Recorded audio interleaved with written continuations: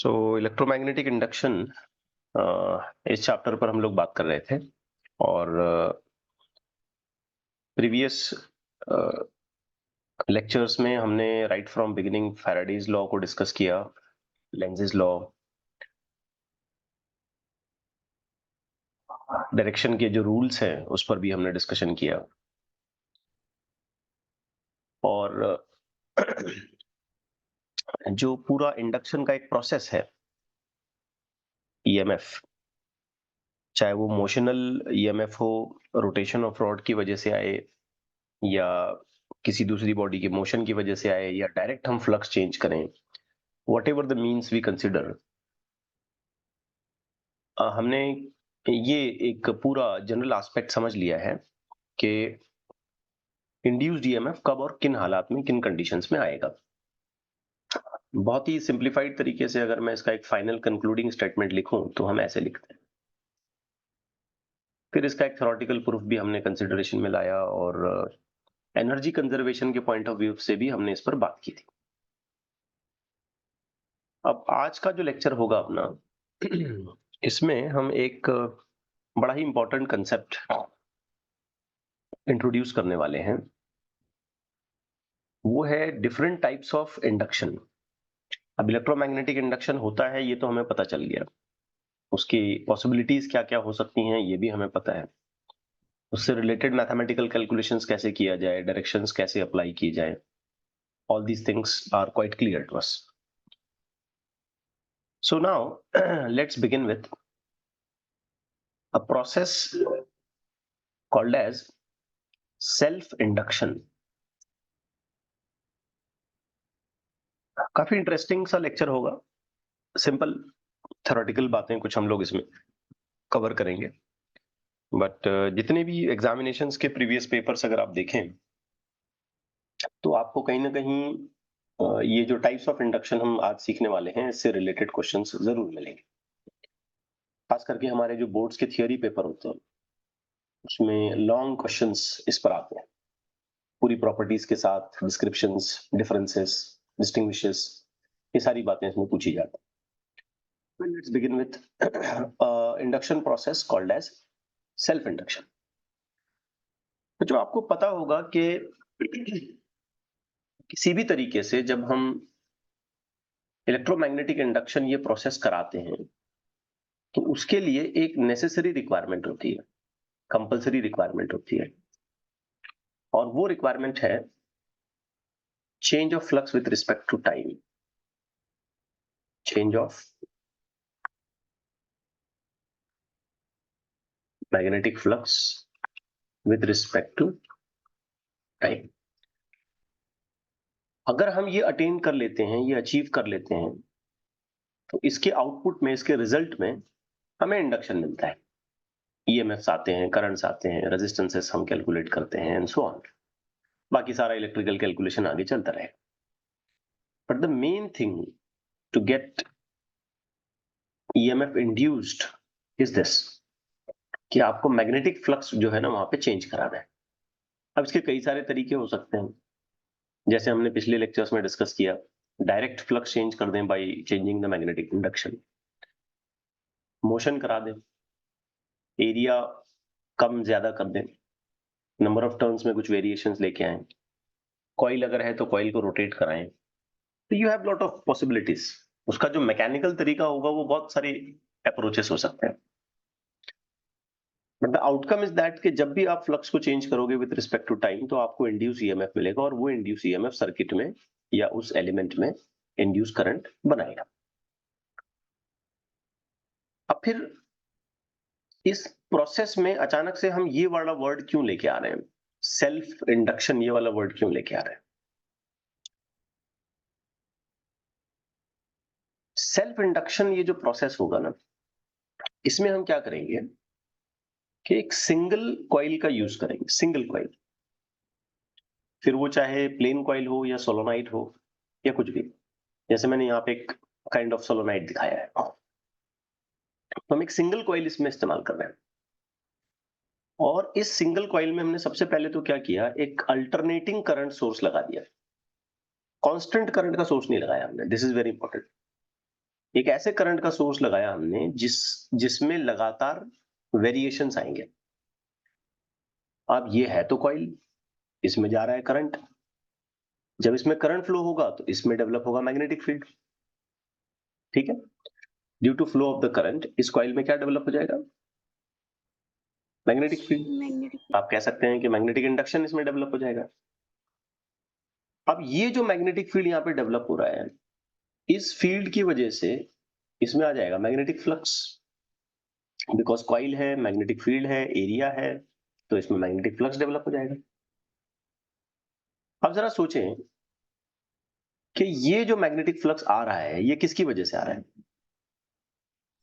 Magnetic field की magnetic वजह field. से, जो इस कॉइल में डेवलप हो रहा हो because of Oersted law. Oersted experiment हम पढ़ चुके हैं, current carrying coil develops magnetic field. अब जरा सोचें कि ये मैग्नेटिक फील्ड किसकी वजह से आया, इसका रीजन क्या है? Current. Very good, magnetic field के आने का रीजन है करंट। तो ये तीनों बातें आपस में लिंक हो जाती है। एट द एंड हम सीधे सीधे ये कह सकते हैं कि इस कॉइल में आने वाला पूरा पूरा फ्लक्स ये प्रोपोर्शनल है इस बात पर कि आप उस कॉइल में कितना करंट फ्लो कराते हैं।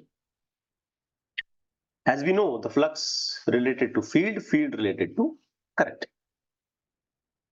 ठीक है, लेकिन इसके अलावा इसके साथ साथ प्रोपोर्शनैलिटी तो करंट के साथ बन गई, लेकिन इसके साथ साथ ये भी इंपॉर्टेंट है कि इस कॉइल के फिजिकल डायमेंशंस कैसे हैं, इसमें नंबर ऑफ टर्न्स कितनी है, इसका एरिया कितना बनता है, तो उसे हम यहां पर एज अ कांस्टेंट यूज करते हैं और इस फ्लक्स को इन जनरल लिखते हैं एल आई।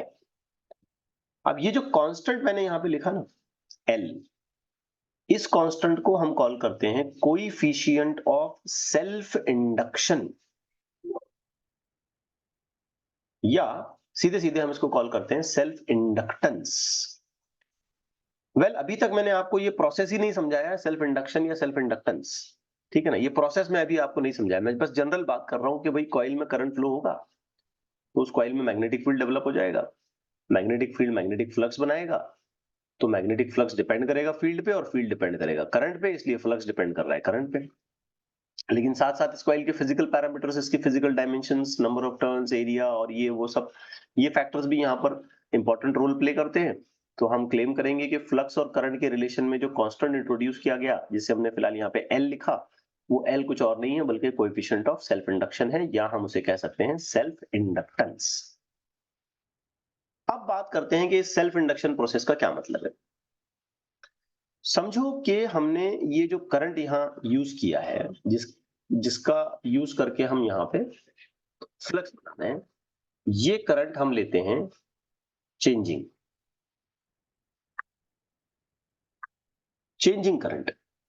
मतलब ऐसा करंट जिसके मैग्नीट्यूड में लगातार वेरिएशन आ रहे हैं, ऐसा करंट जो खुद कांस्टेंट नहीं है, ऐसा करंट जो लगातार अपनी वैल्यूज को बदलता रहेगा। तो बच्चों सिंपल बात है, अगर करंट लगातार चेंज होता जा रहा है then what will happen? Flux change. Flux change. और हमने ये बहुत रिगरसली पढ़ा है कि जब कभी भी हम फ्लक्स में चेंजेस कराते हैं तो वहां पे क्या डेवलप हो जाता है? ईएमएफ। EMF develop. अब जरा गौर करो कि इस एक ही कॉइल में हमने सारा काम कराया, एक ही कॉइल इस्तेमाल की, इसके नेबरिंग कोई दूसरी कॉइल नहीं थी। इसी कॉइल में हमने करंट फ्लो कराया, इसी कॉइल में हमने मैग्नेटिक फील्ड डेवलप कराया, in a single coil we develop the flux, and in the same coil we change the current, so that in the same coil we may cause the change of flux, and due to the change of flux in the same coil we find there is an induction of EMF। चूंकि ये सब कुछ एक ही coil में होता है, इसलिए इस पूरे प्रोसेस को हम एक नाम देते हैं सेल्फ इंडक्शन। यानी कि फील्ड का बनना, फ्लक्स का बनना, करंट का चेंज होना, ईएमएफ का इंड्यूस होना, everything happening in the same coil. तो फिर इस प्रोसेस को हमने क्या नाम दिया? Self induction. Self induction. ठीक है, तो late me right here I is changing, therefore क्या होगा? Flux change. फ्लक्स चेंज हो जाएगा। और because of this change of flux EMF induce. EMF induce हो जाएगा। ठीक है। अब बच्चों इसमें एक सोचने वाली बात है, मैं इस पूरे टॉपिक को ना आपको पॉइंट बाय पॉइंट आपके सामने रखता हूं। इसमें एक सोचने वाली बात है कि जैसे ये ईएमएफ इंड्यूस होगा वो क्या करेगा। तो आंसर सिंपल है, वो अपने उसको खत्म करने की कोशिश करेगा जिसकी वजह से फ्लक्स चेंज हुआ था। हम्म और यहां पर वो कॉज है ये करंट का चेंज होना। हम्म मतलब ये कॉइल अब इस करंट के फ्लो को ही रोकने की कोशिश करेगा। अकॉर्डिंग टू लेंजेस लॉ, जैसे ईएमएफ इंड्यूस हो जाता है, वो इंड्यूस ईएमएफ हर उस कॉज को किल करने की, खत्म करने की कोशिश करता है जिसकी वजह से, जिसके रिस्पॉन्स में फ्लक्स का चेंज हुआ था। That is what we say the induce EMF tries to oppose the cause of change of flux. Lenz's law का जो कॉन्सिक्वेंस है वो यही है। yes. तो यहां पर जो चेंज ऑफ फ्लक्स का कॉज है वो ये अल्टरनेट होने वाला करंट है। तो इस कॉइल के अंदर आने वाला EMF, induced EMF I must say, वो क्या करता है, सोर्स ईएमएफ को किल करने की या सोर्स ईएमएफ को अपोज करने की कोशिश करता है। ये सोर्स ईएमएफ है। इंड्यूस ईएमएफ सोर्स ईएमएफ को सप्रेस करेगा, उसे दबाएगा, उसे खत्म करने की कोशिश करेगा। वो ये देखेगा यार इसी की वजह से मैं आ रहा हूं तो इसको ही हटा दो। आ रही है ना बच्चों बात समझ में? yes. तो अब जरा गौर करो, क्या ये कॉइल इस एसी सर्किट में, इस अल्टरनेटिंग सोर्स वाले सर्किट में एक रुकावट बन गया, एक अपोजिशन बन गया, एक रेजिस्टिव बिहेवियर दिखा रहा है। गौर करें, यहां वर्ड मैंने रेजिस्टिव बिहेवियर बोल दिया। अब जरा सीक्वेंस पे गौर करें, क्या हुआ, करंट चेंज हुआ। करंट चेंज होने से क्या हुआ, मैग्नेटिक फील्ड चेंज हुआ। मैग्नेटिक फील्ड चेंज होने से क्या हुआ, फ्लक्स चेंज हुआ। फ्लक्स चेंज होने से क्या हुआ, ईएमएफ इंड्यूस हो गया। ईएमएफ इंड्यूस होने से क्या हुआ, उसने सोर्स ईएमएफ को सप्रेस करने की, दबाने की, अपोज करने की कोशिश की अकॉर्डिंग टू लेंजेस लॉ। तो इस कॉइल का बिहेवियर अपने आप में रेजिस्टिव बन रहा है, अपोजिंग नेचर का बन रहा है, करने का बिहेवियर बन रहा है। चोक करना मतलब बिल्कुल जाम कर देना, रुकाने की कोशिश करना। तो ये कॉइल कभी कभी एसी सर्किट में चोक कॉइल भी कहा जाता है। चोक करना हम करते हैं ना, फिजिकल फॉर्म, चोक करते हैं, किसी को दबा देते हैं एकदम से, चोक कर दिया, मेरे को अटका दिया, रुका दिया उसने। तो इस कॉइल में आने वाला इंड्यूस ईएमएफ सोर्स ईएमएफ को चोक करने की कोशिश करेगा, उसे रुकाने की कोशिश करेगा, उसे अपोज करने की कोशिश करेगा। तो ये है छोटा सा डिस्कशन रिगार्डिंग सेल्फ इंडक्शन। अब आपको एक बात यहां पे समझ आ गई होगी कि हम इसको सेल्फ क्यों बोलते हैं। क्योंकि हर एक इवेंट जो यहां पे हो रहा है, राइट फ्रॉम करंट का फ्लो कराना, ईएमएफ का, सॉरी, फ्लक्स का चेंज करना, ईएमएफ का इंड्यूस होना, इंड्यूस ईएमएफ का सामने वाले सोर्स ईएमएफ को अपोज करना, हर एक चीज एक सिंगल कॉइल में ही हो रही है। That's why we say it to be self induction. Getting it right? yes. अब बच्चों इस पूरे प्रोसेस में ना मैंने एक इंपॉर्टेंट टर्म यहाँ पे डिफाइन किया है जिसपे हमें डिस्कशन कैरी करना है, और वो है एल, ये वाला कोएफिशिएंट ऑफ सेल्फ इंडक्शन कह लीजिए, या हम इसे कहते हैं सेल्फ इंडक्टेंस। सबसे पहला पॉइंट कि ये लेंथ और number of turns of the coil पे डिपेंड करे। एल जो है ना, ये नंबर ऑफ टर्न्स कितने हैं कॉइल के, कॉइल की लेंथ कितनी है, मतलब मोर और लेस उसके फिजिकल डायमेंशन पे वो डिपेंड करेगा, कितना बड़ा या कितना छोटा कॉइल आप यूज करते हो। सेकंड पॉइंट बाय पॉइंट मैं सारी बातें आपके सामने रखता हूं। Second point, we have already given an explanation कि self induction, the induced EMF opposes the EMF of supply. Coil में आने वाला EMF, induced EMF, supply EMF, source EMF को अपोज करेगा। Lenz's law. यही वजह है कि हम इसको दो अलग अलग नाम देते हैं। एक तो नाम हम देते हैं बैक ईएमएफ, ये जो इंड्यूस ईएमएफ यहां पे आ गया ना, एक उसको हम नाम देते हैं बैक ईएमएफ, पलटेगा, ठीक है। और दूसरा नाम हम इसको देते हैं चोक कॉइल। क्यों कहते हैं चोक कॉइल, आपको समझ आ गया होगा। और तीसरी बात हम इसमें यह भी कहते हैं कि जो सेल्फ इंडक्टेंस है ये एक इलेक्ट्रिकल इनर्शिया की तरह बिहेव करता है, रुकावट की तरह बिहेव करता है, अपोजिशन की तरह बिहेव करता है। कि वो अपने अंदर करंट को चेंज होने नहीं देगा। इसलिए वो अपने अंदर करंट को चेंज होने नहीं देगा क्योंकि करंट चेंज होगा तो फ्लक्स चेंज होगा, फ्लक्स चेंज होगा तो ईएमएफ इंड्यूस होगा, और ईएमएफ इंड्यूस हो गया तो लेंजेस लॉ कॉन्सिक्वेंस की वजह से वो उस कॉज को अपोज करेगा जिसकी वजह से फ्लक्स चेंज हो रहा है, यानी कि करंट का चेंज होना, यानी कि सीधा सीधा सोर्स को अपोज करना। तो ये एक इनर्शियल बिहेवियर हो गया। That's why we call it as a back EMF. That's why we call it as a choke coil. That is why we also call it as an electrical inertia. अब एक छोटा सा point हमको यहाँ पे ये भी समझना है कि हम इस सेल्फ इंडक्टेंस को कैसे एस्टिमेट करें, सेल्फ इंडक्टेंस को कैलकुलेट कैसे करें, उसका क्या तरीका है। आइए एक हल्का सा छोटा सा डेरिवेशन देखते हैं, बिल्कुल बेसिक फॉर्मेट उसका क्या है, गौर से समझना बेटा इस बात को। Let me write according to Faraday's law and by Lenz's law we have minus d phi by dt. But in present situation ये जो phi है ये लिखा जा सकता है L into I, ये हमने अभी लिखा L into I। अब L ये एक फिजिकल डायमेंशंस पे डिपेंड करने वाला पैरामीटर है जो कि किसी गिवन कॉइल के लिए हमेशा कांस्टेंट होगा। So we'll take this out of differentiation. So now this equation will be appearing like this, E is equal to, ये माइनस ले लें, L आप यहां से बाहर कर दें, फिर कंटिन्यू करें आप अपनी बात, that is di by dt। सो इतना इंड्यूस्ड ईएमएफ किसी कॉइल में हम एक्सपेक्ट कर सकते हैं।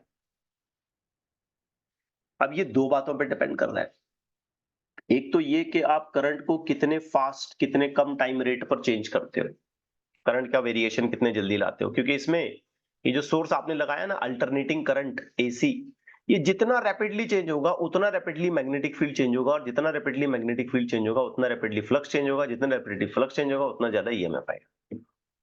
That's very simple logic.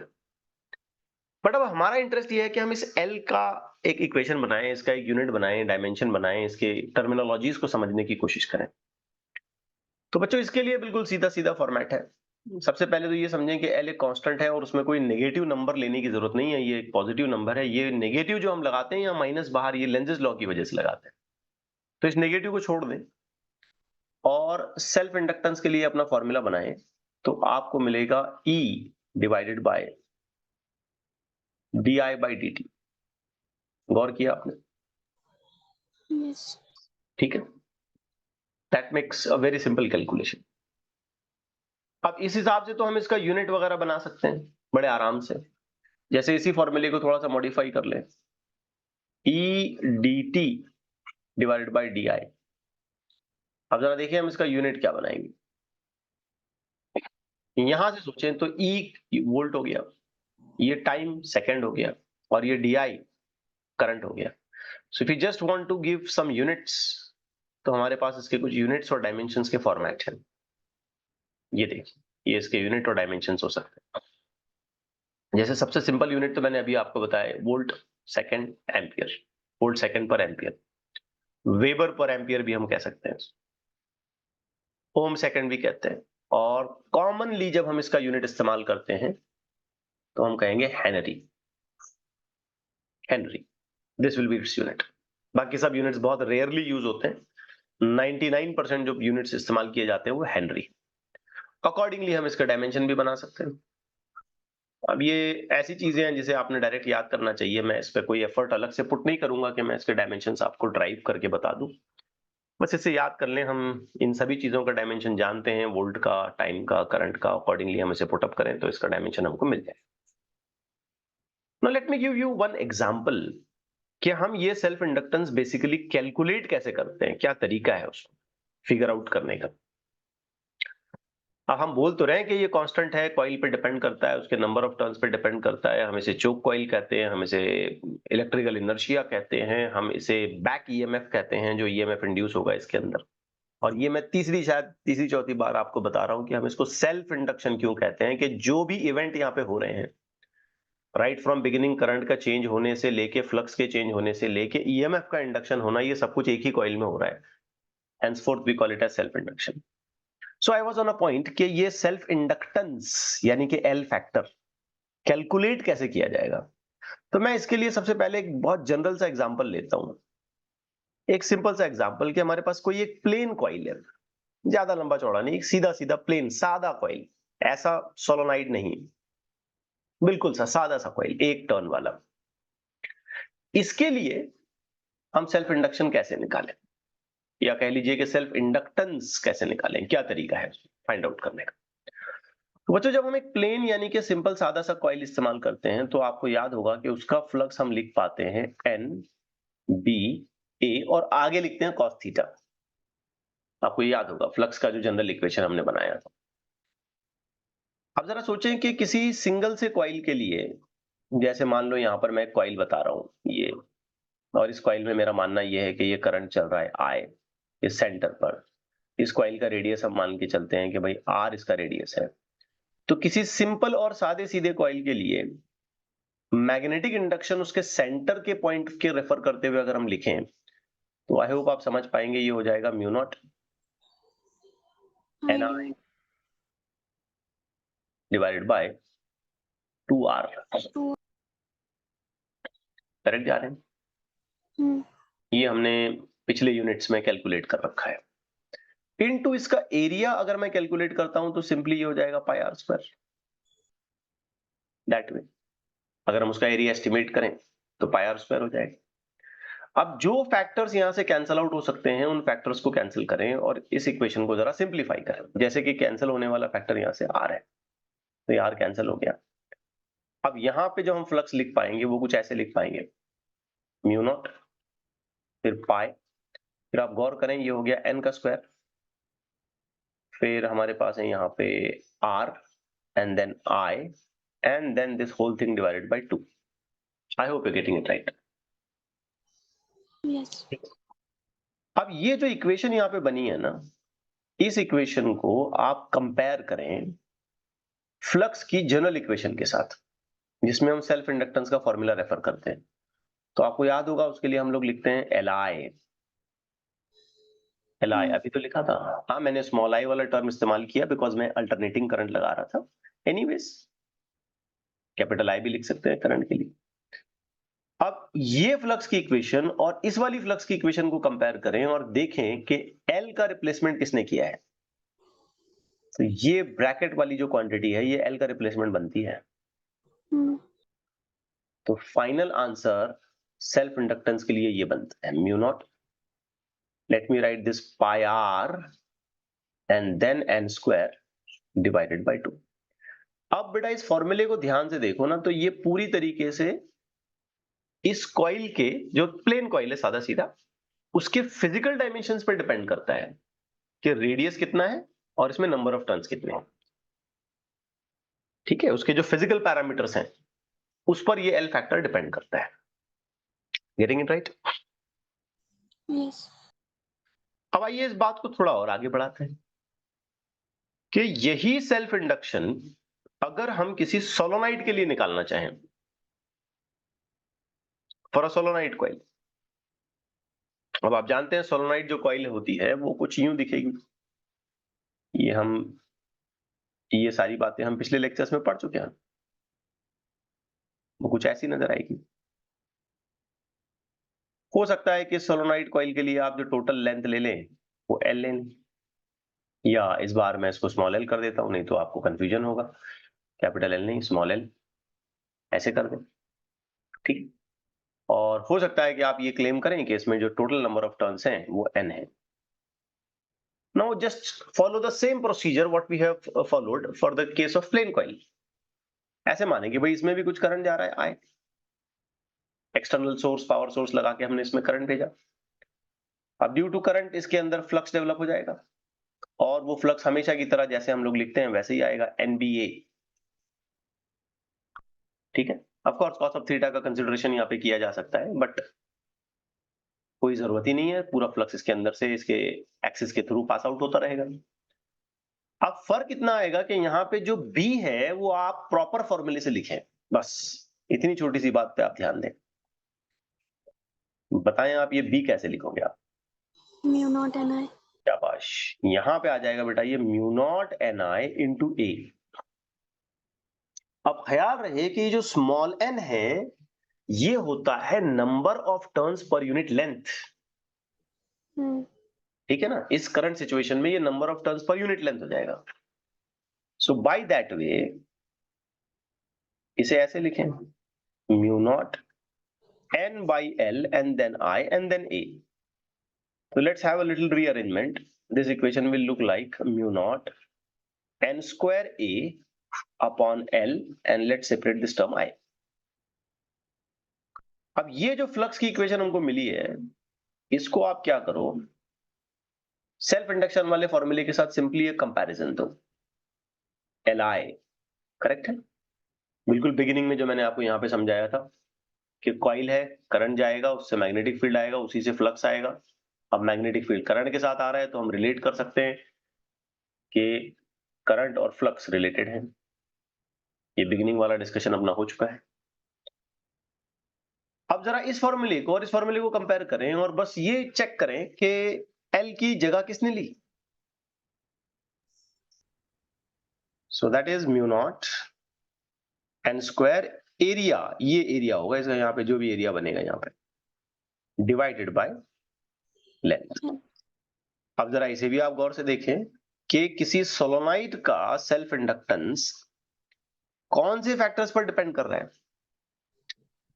तो आंसर है कि उसकी डायमेंशनल फैक्टर्स, उसकी ज्योमेट्रिकल फैक्टर्स, कि भाई लेंथ कितनी है, एरिया कितना है, नंबर ऑफ टर्न्स कितने हैं, फिजिकल पैरामीटर्स उसके, उस पर ये डिपेंड कर रहा है।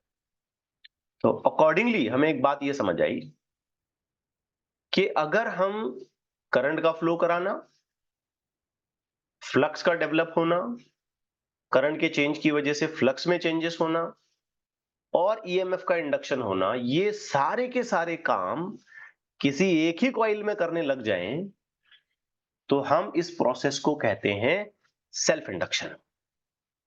ठीक है बच्चों, ऐसा नो।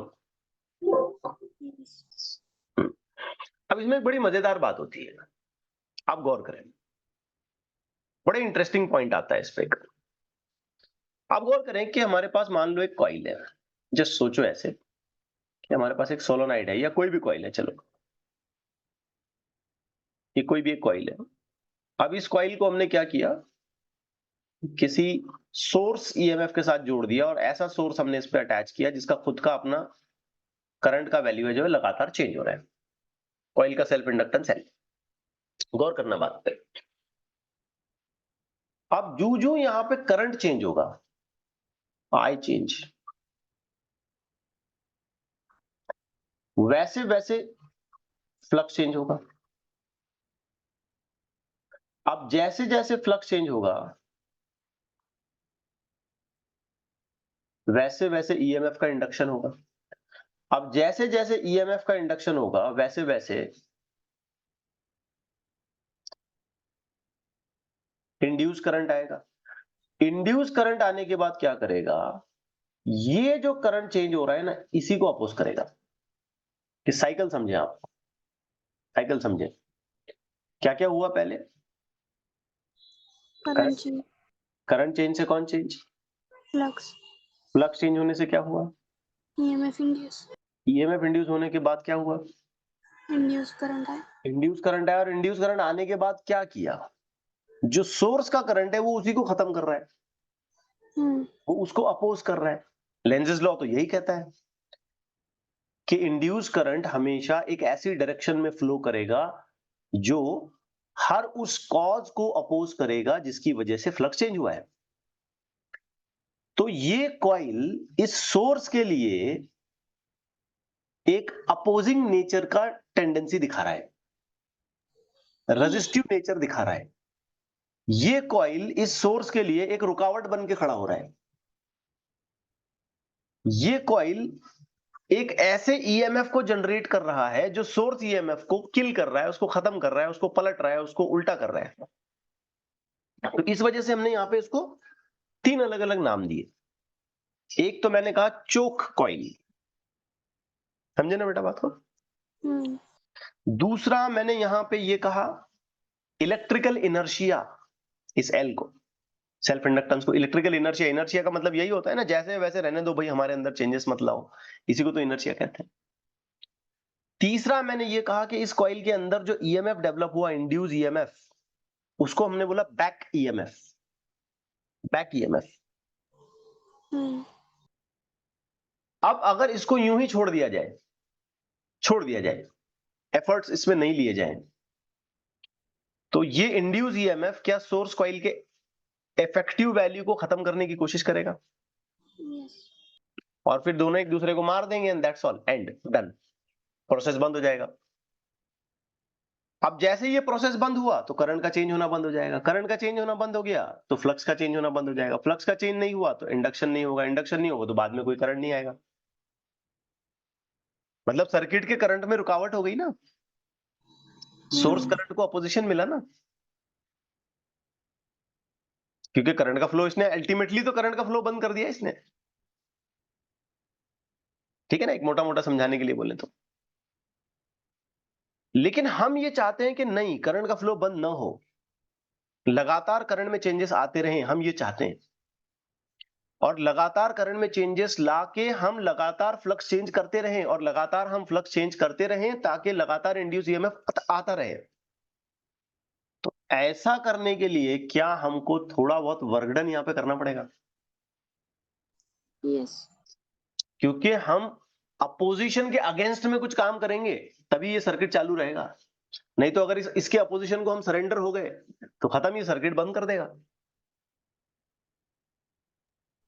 क्लिक हो रहा है आपको क्या समझाना चाह रहा हूं मैं? तो हमको यहाँ पे थोड़ा बहुत वर्कडन करना पड़ेगा। थोड़ा बहुत वर्कडन करने का मतलब ये है कि हमको पावर झोंकनी पड़ेगी, यहाँ पे पावर झोंकनी पड़ेगी। और वो पावर कौन झोंकेगा? ये सोर्स ईएमएफ। वो बोलेगा तू मुझे रुकाता है, ठीक है चल मैं और पावर झोंकता हूं, अपने आप को मैं चालू रखूंगा, तो मेरे करंट को रुका, मैं और करंट भेजूंगा। तरीका समझ आ रहा है?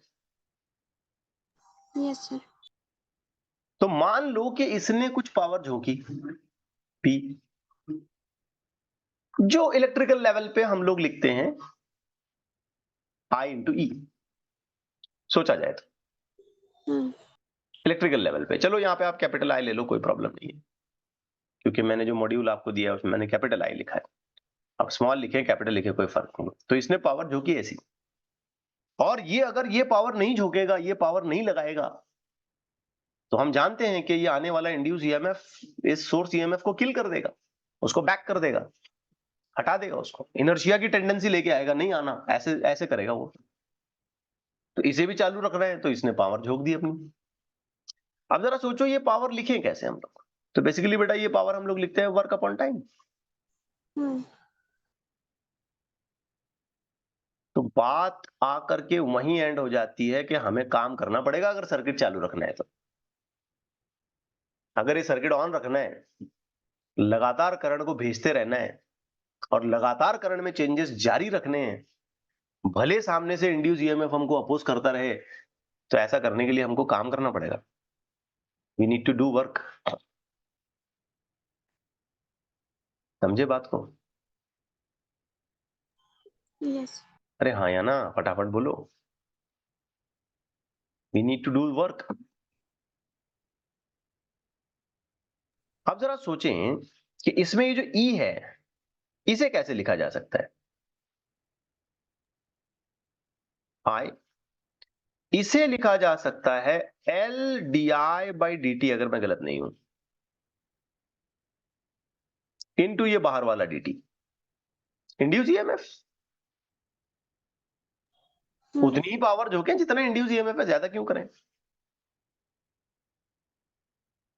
यस, बात समझे बेटा? यस। जरा फटाफट आंसर करो। अब एक चीज मैं यहाँ पे मिस कर रहा हूं, जिसे मैं मतलब इस पॉइंट पर ही मैं उसे ऐड करना चाहता हूं, कि हमको यहाँ पे इंड्यूस्ड ईएमएफ के अगेंस्ट में काम करना है। इंड्यूस ईएमएफ हमको रुका रहा है और सोर्स क्या करेगा, उसके अगेंस्ट में काम करेगा। तो here we need to use negative साइंस, और यहां इंड्यूस ईएमएफ का भी खुद का माइनस आएगा। अब ये दोनों माइनस माइनस क्या हो गए? प्लस। प्लस कर दिया आपने। उसके साथ साथ ये डीटी डीटी फैक्टर भी आपने काट दिया। तो अल्टीमेटली हमको पता चला कि सर्किट को चालू रखने के लिए हमको इतना काम करना पड़ रहा है। And that is LI/DI। इतना काम हमको सर्किट चालू रखने के लिए करना पड़ा है, और ये काम करेगा ये सोर्स, ये पावर सप्लाई। अगर इसने ये काम नहीं किया, इसने ये वर्क डन नहीं किया, तो circuit will collapse, circuit collapse हो जाएगा। अब सोचो कि ये काम तो एक छोटे से इंटरवल ऑफ टाइम के लिए हुआ था, बेसिकली देखा जाए तो। लगातार अगर हमको करना है, करंट को मेंटेन करना है लगातार, तो हमें टोटल वर्क डन यहां पे निकालना पड़ेगा। और टोटल वर्क डन ऐसे छोटे से वर्क डन का इंटीग्रेशन होगा जिसकी शुरुआत होगी 0 से लेकर के कुछ मैक्सिमम करंट आए तक। ज्यादा से ज्यादा जितना भी करंट भेजना चाहे, पीक वैल्यू जिसे हम कहते हैं, सब्स्टिट्यूट करें। सो इंटीग्रेशन 0 से लेके आए LI/DI। अभी अभी हमने देखा कि L फैक्टर जो है ये कांस्टेंट होता है, ये तो फिजिकल पैरामीटर्स पे डिपेंड करता है, तो L बाहर लो। इंटीग्रेशन 0 से आए I/DI। क्या होगा इंटीग्रेशन, कोई बताएगा मुझे? I²/2। Very good. I²/2, lower limit 0, upper limit I। अपर और लोअर लिमिट सब्स्टिट्यूट करो तो आपको आंसर मिलेगा ½ I²। जरा सोचें, ये वर्क डन किसने किया? AC circuit. सोर्स ने, सप्लाई ने, ताकि इस कॉइल में, इस इंडक्टर कॉइल में, ऐसे बोले हम इसको, अब हम करंट को मेंटेन कर पाए, करंट को लगातार भेज पाए। इस ईएमएफ, इंड्यूस्ड ईएमएफ के अगेंस्ट में हमने ये काम किया। अब सिंपल लॉजिक होता है बेटा, जब कभी भी हम किसी सिस्टम के अगेंस्ट में काम करते हैं तो हमारा किया गया काम, हमारा किया गया वर्क डन उस सिस्टम में एनर्जी की तरह स्टोर हो जाता है। तो अल्टीमेटली इस कॉइल में, इस इंडक्टर कॉइल में अब एनर्जी स्टोर हो गई। समझे बात को? यस। और उस एनर्जी को हम यूं मेंशन करेंगे, अमाउंट ऑफ एनर्जी स्टोर्ड, यानी कि ये जो टोटल वर्क डन है, लेट मी मेंशन दैट, ये टोटल वर्क डन है, ये as amount of energy inductor coil में स्टोर हो गया, and that we can write it as ½ LI²। बच्चों ये वैसी ही एनर्जी है जैसे हम स्प्रिंग के अंदर भरते हैं, ½ kx²। ये वैसी ही एनर्जी है जैसे किसी ऑसिलेटरी सिस्टम में एक पार्टिकल ऑसिलेट करता है तो उसकी काइनेटिक एनर्जी डेवलप हो जाती है ½ mω²। So it's just like kinetic energy term.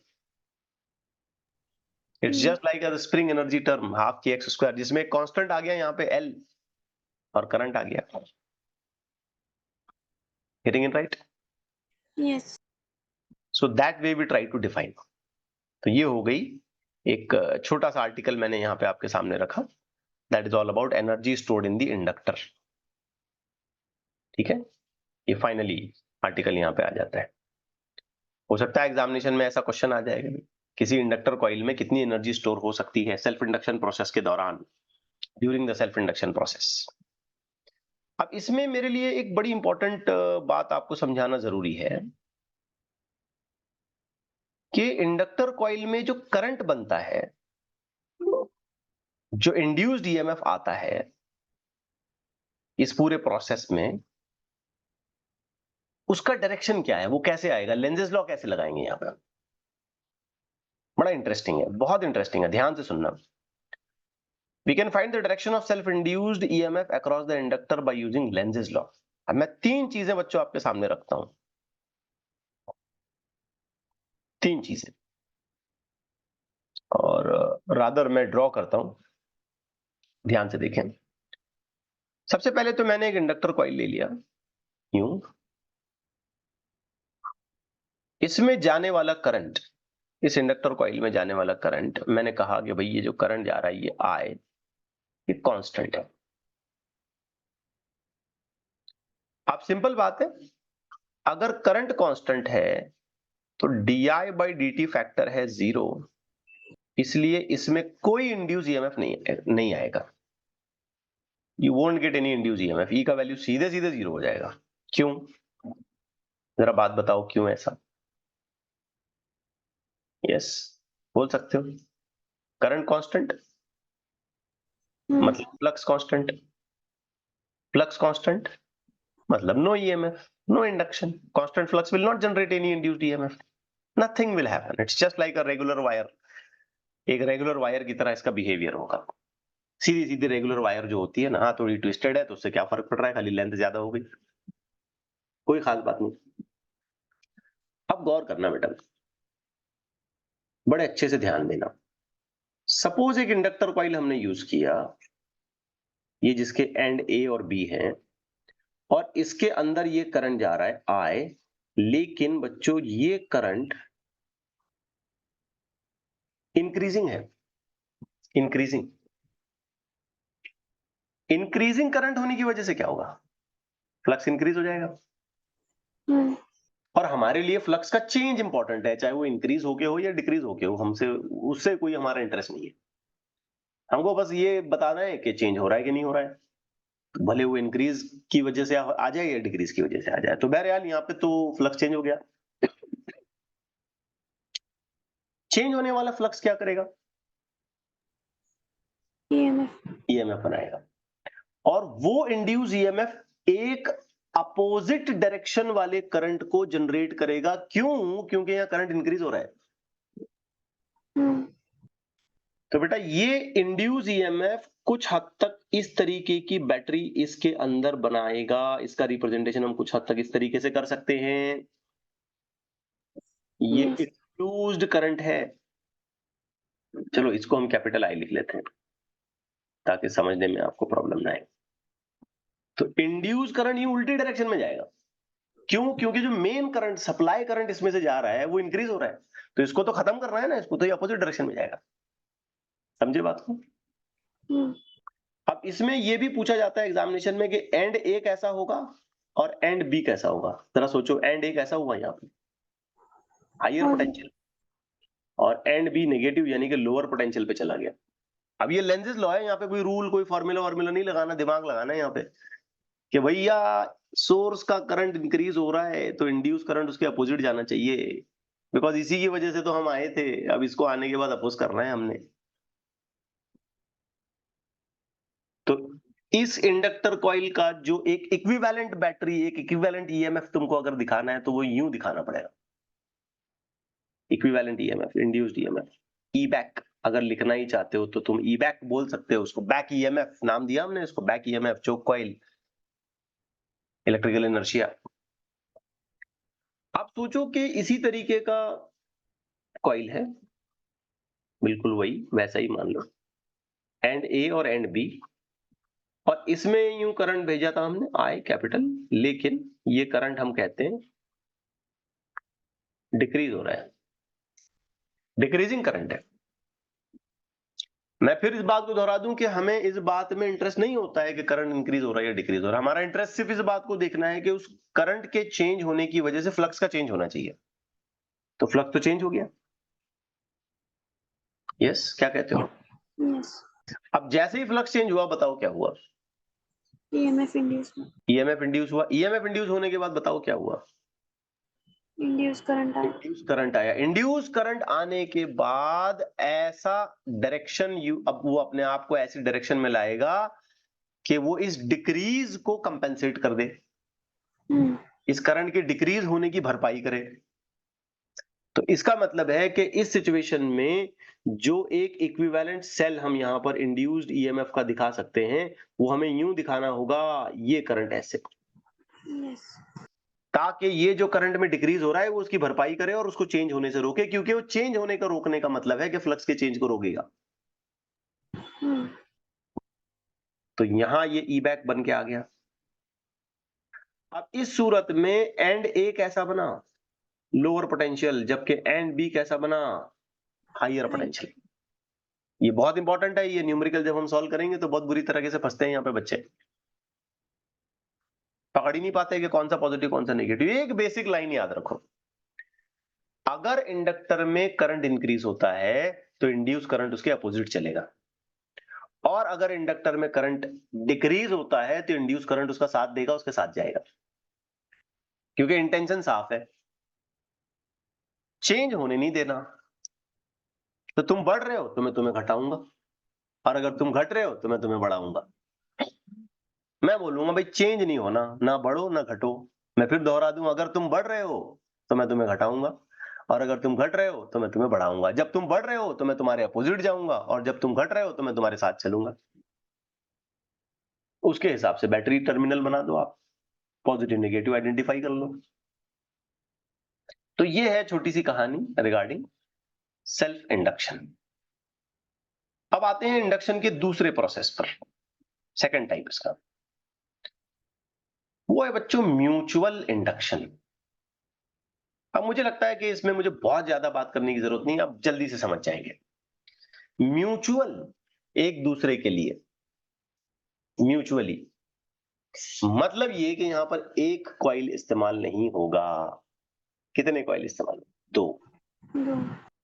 Self में जो कुछ भी इवेंट्स हो रहे थे, सेल्फ इंडक्शन में जो कुछ भी इवेंट्स हो रहे थे, करंट का फ्लो कराना, करंट का चेंज करना, फ्लक्स का चेंज होना, ईएमएफ का इंडक्शन होना, हर चीज एक ही कॉइल में हो रही थी।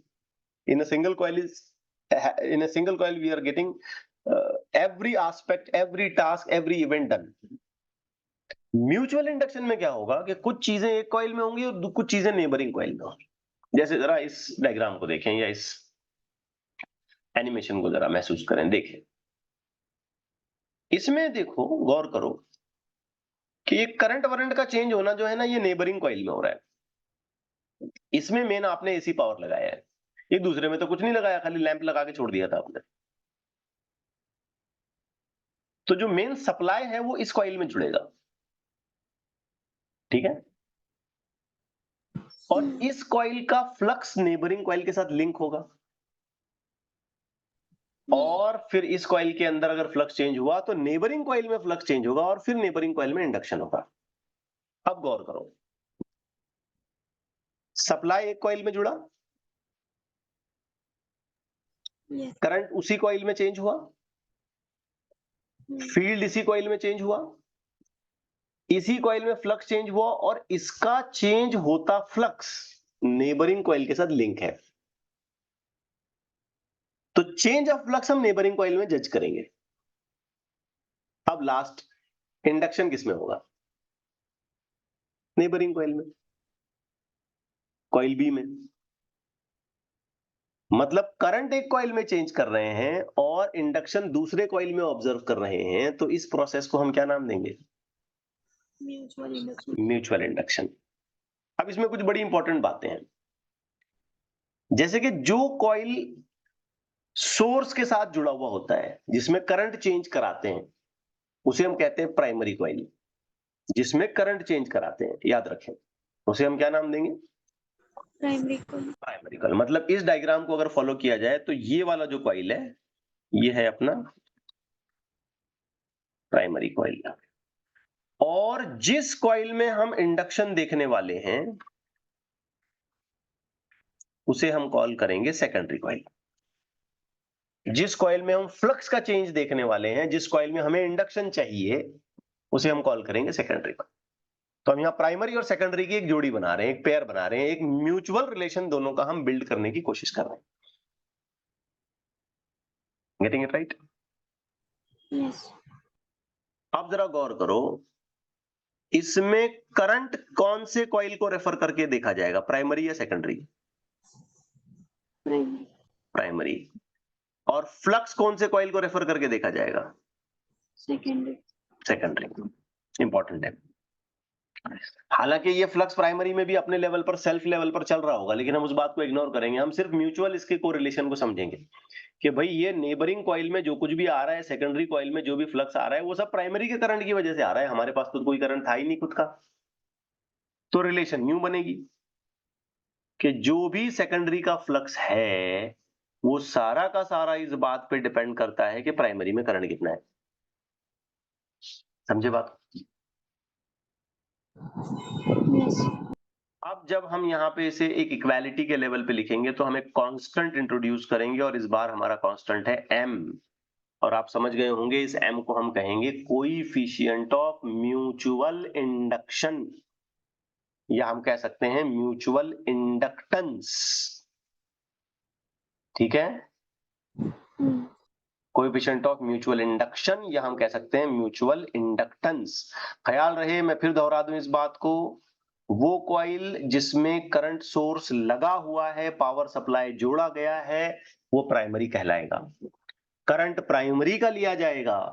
वो कॉइल जिसमें हम जिसमें हम इंड्यूस्ड ईएमएफ ऑब्जर्व करने वाले हैं, फ्लक्स के चेंजेस ऑब्जर्व करने वाले हैं, वो सेकेंडरी कहलाएगा। तो फ्लक्स सेकेंडरी कॉइल में generated by the current of primary, keep this point in mind. और कांस्टेंट आ गया म्यूचुअल इंडक्टेंस। अब म्यूचुअल इंडक्टेंस एक कांस्टेंट है जो दोनों कॉइल के टर्न्स और उनकी लेंथ और उनके पैरामीटर्स पर डिपेंड करेगा, दोनों कॉइल की फिजिकल कंडीशंस पर डिपेंड करेगा। ठीक है ना, दोनों कॉइल के लिए यहां पर कंसिडरेशन किए जाएंगे। बात समझ आई बच्चों? yes, अब इस चीज को अगर हम फैराडेज लॉ के साथ रेफर करें तो आंसर तो यू बनेगा। सेकेंडरी कॉइल में डेवलप होने वाला ईएमएफ, समझ रहे हैं बात, डी फाई सेकेंडरी में डेवलप होने वाला flux by dt. Of course यहां पे माइनस लगाएंगे, सही जा रहा है, E is equal to d phi by d t, लेकिन सेकेंडरी सेकेंडरी लिखना पड़ा। और yes, किया आपने, सेकेंडरी में डेवलप होने वाला flux is equal to minus d by d t, गौर करो, एम आई पी प्राइमरी में चेंज होने वाला करंट है, क्योंकि प्राइमरी के करंट से हम सेकेंडरी में ईएमएफ इंड्यूस कराएंगे। That's very important point. तो इस रिलेशन को और सही तरीके से लिखा जाए तो हम लिख पाएंगे ES इज इक्वल टू ये माइनस ये M, ये DIP डिवाइडेड बाई DT। अब ये I कैपिटल में लिखो स्मॉल में लिखो, that does not make any difference, इसका टेंशन मत लो आप। Okay, yes, now this thing is very important. Induced EMF to be observed in the secondary coil, the changes of current to be done in the primary coil। Primary coil मतलब एक ऐसा coil जिस पे power source जोड़ा गया है, और secondary coil मतलब एक ऐसा कॉइल जिसमें हम इंड्यूस ईएमएफ को ऑब्जर्व करने वाले हैं और दोनों को हम लिंक कर रहे हैं, दोनों को म्यूचुअल लेवल पे लेके आ रहे हैं। एक के करंट से दूसरे में फ्लक्स लेके आएंगे जो लिंक होके आएगा, डायरेक्ट नहीं आएगा, ऐसे लिंक होके आएगा, इसका बना हुआ फ्लक्स इसके ऊपर गिरेगा ना, दैट वे। ठीक है बच्चों? yes, ऑफ कोर्स ये जो माइनस यहां पर आ रहा है ये बस लेंजेस लॉ कॉन्सिक्वेंस है, इससे ज्यादा कुछ और नहीं है। तो हम अगर इस फॉर्मूले को मॉडिफाई करें और रिलेशन फॉर m बनाएं तो हमारे पास आंसर आएगा E divided by DIP by DT। Therefore this mutual induction will go E DT divided by DIP। अब टेक्निकली देखा जाए या कंसेप्चुअली देखा जाए तो इसके यूनिट और इसके डायमेंशंस में कोई फर्क नहीं पड़ेगा, जैसा हमने पहले लिखा था एग्जैक्टली वैसे ही लिखना पड़ेगा, नो चेंज। ठीक है, बिकॉज इससे पहले भी एग्जैक्टली यही फॉर्मूला बना था। हाँ, लेकिन खाली P ऐसा लेटर वहां पे नहीं था क्योंकि एक ही कॉइल था, तो प्राइमरी सेकेंडरी जैसी कोई चीज ही नहीं थी। ऑफ कोर्स मुझे ये भी यहाँ पे कंफर्म करना चाहिए कि ये जो ईएमएफ है, इंड्यूस्ड ईएमएफ सेकेंडरी का है, this is to be in secondary. वही पुराने यूनिट्स बनेंगे, हेनरी इंपॉर्टेंट है, हेनरी वाला यूनिट बनेगा, वोल्ट सेकंड पर एम्पियर, वेबर पर ampere, ohm second, whatever you say. Dimensions भी वैसे ही बनेंगे जैसे बनने चाहिए, M1 L2 T minus 2 I minus 2 accordingly। Getting it? अब इसमें yes, बच्चों एक बड़ी इंपॉर्टेंट चीज आती है, बहुत इंपॉर्टेंट, क्योंकि ये मामला इस बात पे डिपेंड करता है कि इन दोनों कॉइल में कपलिंग कैसी है। ये बड़ा इंपॉर्टेंट है, इन दोनों की हमने कपलिंग कैसे बनाई है, कितने अच्छे तरीके से ये दोनों कपल किए गए हैं। मींस प्राइमरी का फ्लक्स पूरी तरीके से सेकेंडरी के साथ लिंक होता है कि नहीं होता है, कि लॉसेस होते हैं। समझे ना बात को?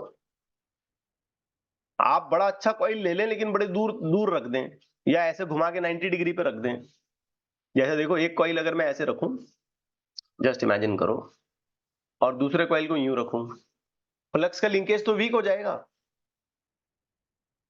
कपलिंग प्रॉपरली नहीं होगी ना ऐसी सिचुएशन में। तो ये एक बड़ा इंपॉर्टेंट फैक्टर है इसमें कि हम जब ये अरेंजमेंट करते हैं तो दोनों कॉइल एक दूसरे के साथ कैसे कपल किए जाते हैं, तो उसके लिए हम खास एक टर्म डिफाइन करते हैं जिसे हम कहते हैं कोएफिशिएंट ऑफ कपलिंग। अब बच्चों ये बड़ा आसान सा टर्म है, इस पे हम बहुत ज्यादा अपने आप को तकलीफ नहीं देंगे। We have a relation k under root L1 L2, जिसमें m जो है ये म्यूचुअल इंडक्टेंस है, L1 अब जैसे ये कॉइल है तो इसका अपना खुद का सेल्फ इंडक्टेंस होगा ना। Self inductance physical parameters mu naught n पाई n स्क्वायर r, ये सब पैरामीटर्स पे डिपेंड करता है, एरिया, नंबर ऑफ टर्न्स वगैरह।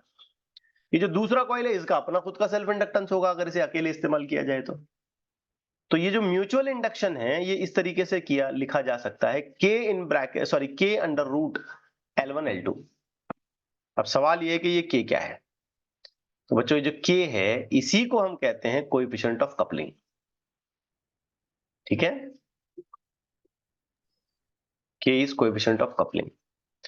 अगर बहुत अच्छी कपलिंग हुई, परफेक्ट कपलिंग, परफेक्ट एकदम, तो ऐसी सूरत में k का वैल्यू 1 हो जाएगा और म्यूचुअल इंडक्शन का हमको मैक्सिमम वैल्यू मिलेगा and that will be equal to root L1 L2। If the coupling is perfect, कोई फ्लक्स लूज नहीं हो रहा है, ठीक हो रही है बात। बट यूजुअली इन प्रैक्टिस हम k की वैल्यू 1 तक नहीं पहुंचते हैं, ये बिल्कुल थ्योरेटिकल आइडियल बात है। ये k एकदम 1, ऐसा तो हो ही नहीं सकता ना कि भाई आपने जरा बराबर भी फ्लक्स को लूज होने नहीं दिया, ऐसा तो नहीं हो सकता। तो इन प्रैक्टिस हम यहां पर दो तरीके से इसको डिफाइन करते हैं। अगर हम ये देखते हैं कि k का वैल्यू 0.5 से बड़ा है तो हम बोलेंगे टाइट कपल किया, अच्छे से कपल हुआ है, प्रॉपर चल रहा है सब कुछ। 1 तक तो नहीं पहुंच सकते तो चलो भाई 0.5 से ज्यादा ले लेते हैं एटलीस्ट, तो टाइट कपलिंग कहलाएगा। और अगर 0.5 से भी हमने कम कर दिया कपलिंग तो उसको लूज कपलिंग कहलाएगी, इसमें बहुत सारा फ्लक्स हमारा प्रॉपरली लिंक नहीं हो पाएगा and we may lose most of the flux associated with both the coils, flux leakage हो जाएगा। So we expect in practice that we get a value of k which is greater than 0.5। अब कई बार क्या होता है बच्चों कि हम इन इंडक्टर्स को कंबाइन भी करते हैं, this can be a very important article, छोटी सी बात है। तो पहला जो पॉसिबल कॉम्बिनेशन हम इसका एक्सपेक्ट करते हैं वो ये कि हम इनको सीरीज कंबाइन कर लें लाइक दिस, या दूसरा जो इसका पॉसिबिलिटी है वो ये है कि हम इन्हें पैरेलल कॉम्बिनेशन में ले आए, आइदर वे, या तो सीरीज में लाएं या पैरेलल में लाएं, जैसे यहां पे पैरेलल में जोड़ा गया है। जब हम इन्हें सीरीज में जोड़ेंगे तो ये वैसे ही जैसे दो रेजिस्टेंसेस आमतौर पर होते हैं वैसे बिहेव करेंगे, और इन सच केस इन दोनों का अगर नेट सेल्फ इंडक्टेंस निकाला जाए तो ये L1 प्लस L2 हो जाएगा।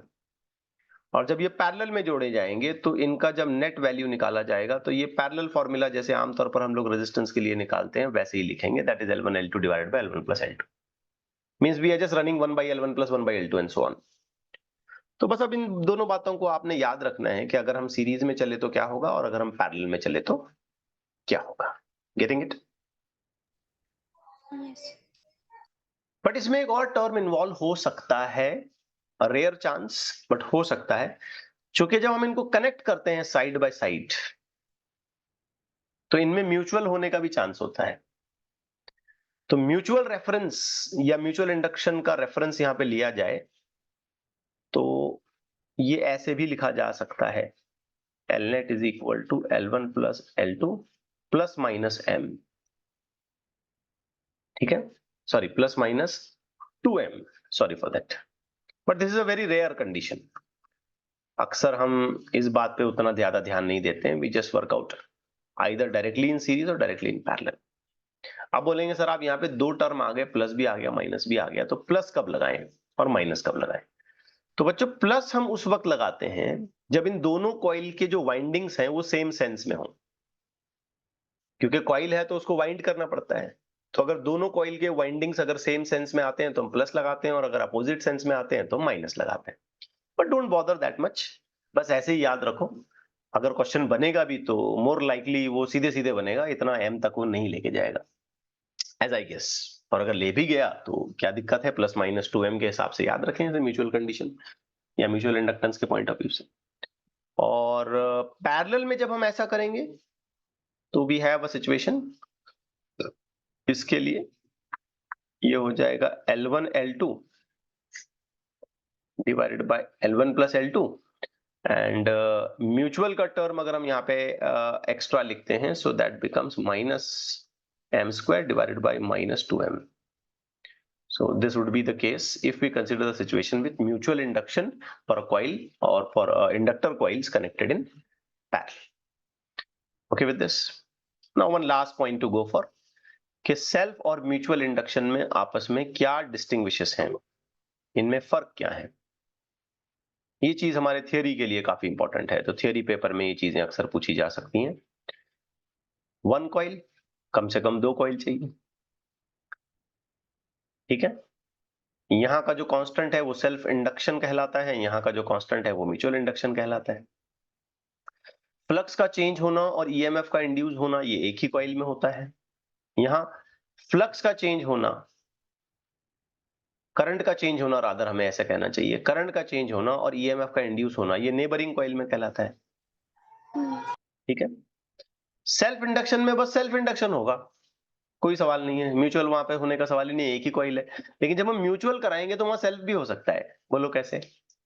क्योंकि 2 कॉइल है, हर कॉइल अपना अपना तो काम करेगा। तो म्यूचुअल प्रोसेस में सेल्फ इंडक्शन की पॉसिबिलिटी है, लेकिन सेल्फ इंडक्शन में म्यूचुअल इंडक्शन की पॉसिबिलिटी नहीं है।